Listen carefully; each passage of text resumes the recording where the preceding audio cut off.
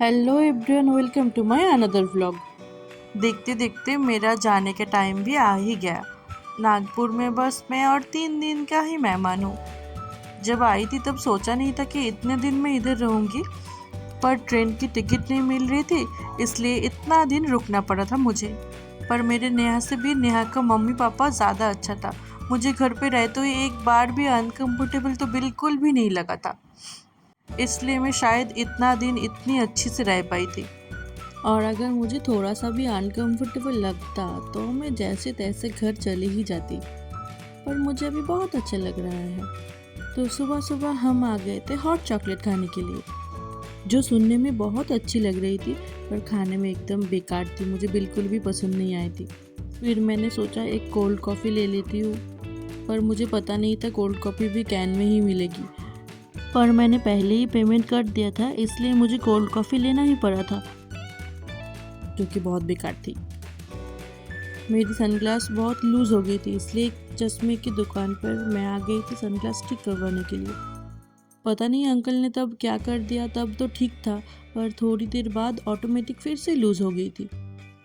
10 रुपये मेरे फालतू का खर्चा हो गया। इससे अच्छा उससे मैं चॉकलेट खा लेती। हम दोनों को शॉपिंग करने की नशा हो गई है। जहाँ कुछ मॉल वगैरह दिखे बस हम दोनों उधर ही चले जाते हैं, और कुछ काम नहीं है हम दोनों को। मैं अकेली बिल्कुल भी ऐसी नहीं हूँ, मेरा फ्रेंड भी सेम ही है मेरी तरह।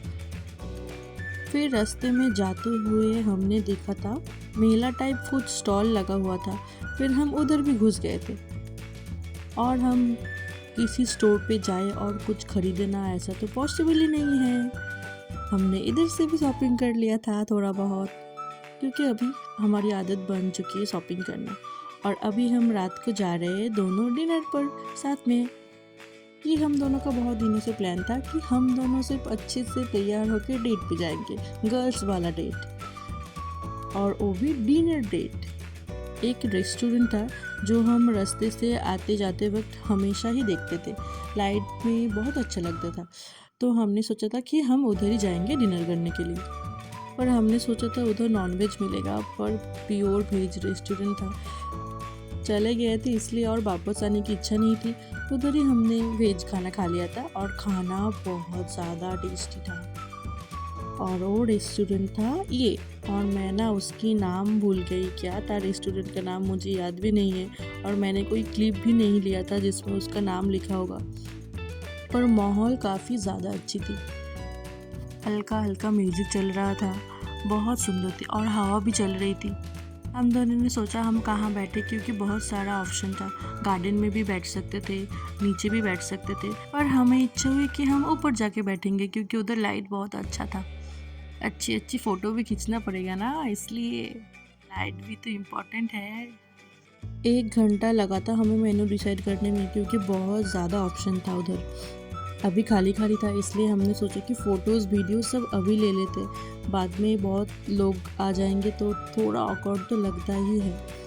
हम बहुत जल्दी चले गए थे, तब रेस्टोरेंट एकदम खाली था, पर थोड़ी देर में ही रेस्टोरेंट पूरा फुल हो गया था।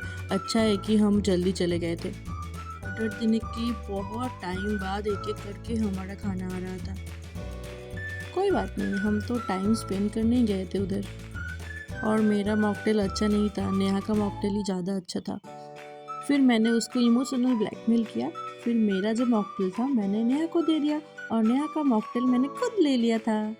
और मंचूरियन हम दोनों का ही बहुत फेवरेट है, गुजरात में हम बहुत खाते थे, इसलिए हमने फिर से ऑर्डर कर दिया था, और जो बहुत ज़्यादा टेस्टी था।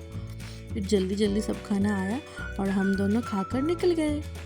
ये था रेस्टोरेंट का बाहर का व्यू, जो हमने निकलते वक्त लिया था, क्योंकि आने के टाइम हम लेना भूल गए थे। आज का हमारा डिनर डे बहुत अच्छा था, इसलिए हम दोनों बहुत खुश हो गए थे। आज के लिए इतना है, फिर मिलते हैं अगले ब्लॉग पर। Please subscribe my channel, like and comment this video. Thank you, Tata.